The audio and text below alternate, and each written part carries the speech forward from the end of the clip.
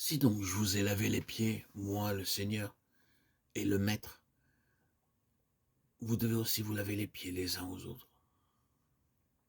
Jean 13, 14. Nous ne pouvons pas impunément ignorer notre responsabilité à l'égard de ce ministère, de la vie pour nos frères, ni non plus négliger notre grand besoin d'être aussi fortifiés par leurs moyens, car ils sont aussi les seuls à pouvoir le faire. Cela nous conduit tous à demeurer obligatoirement dans le Seigneur, dans la vocation à laquelle nous avons été appelés, pour être maintenus de manière permanente dans la fraîcheur. En Christ, nous avons tout ce qui nous est nécessaire. Nous avons la vision. Si aujourd'hui nous ne demeurons pas expérimentalement dans le Seigneur, ceux qui nous rencontreront passeront à côté du toucher vivifiant dont ils ont besoin.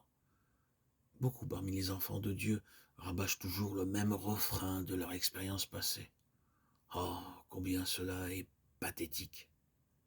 Ils stagnent et par conséquent sont incapables d'accomplir ce ministère si nécessaire que leur a confié le Seigneur. Oh, mes chers amis, frères et sœurs en Christ, auditeurs, auditrices, n'envions pas l'élocution des uns, ni la grande étendue de la connaissance biblique des autres, mais aspirons au ministère de vie en faveur des saints. Si nous nous maintenons dans une étroite communion avec la tête du corps, nous serons en mesure d'être des ministères de sa vie pour les autres membres. Il arrive fréquemment que dans une assemblée de prière, lorsqu'un né de nouveau, depuis peu de temps, croyant, prie, immédiatement, il y a une libération de la vie. Sa connaissance est limitée et son parler mal assuré, mais dès qu'il prie, toute l'assemblée est édifiée.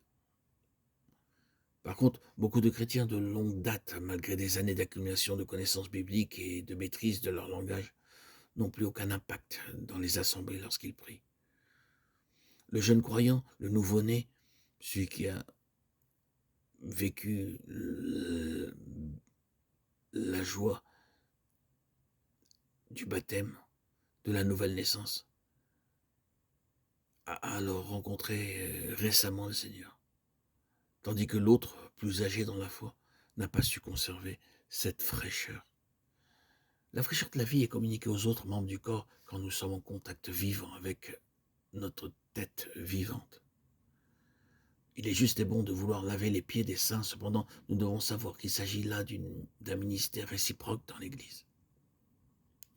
Nous ne prospérerons pas si nous voulons toujours exercer ce ministère sans jamais vouloir que les autres l'exercent aussi envers nous.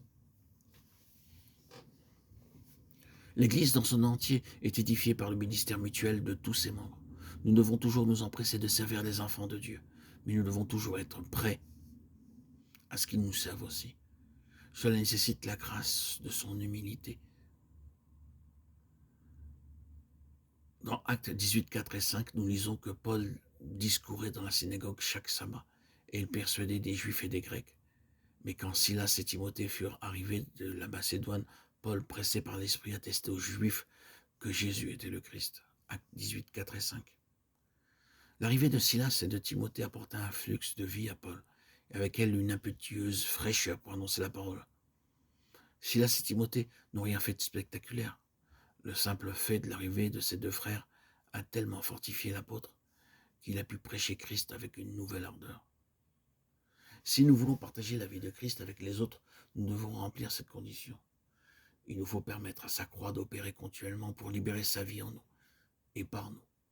Autrement, ce que nous ferons atteindra uniquement l'âme et non l'esprit.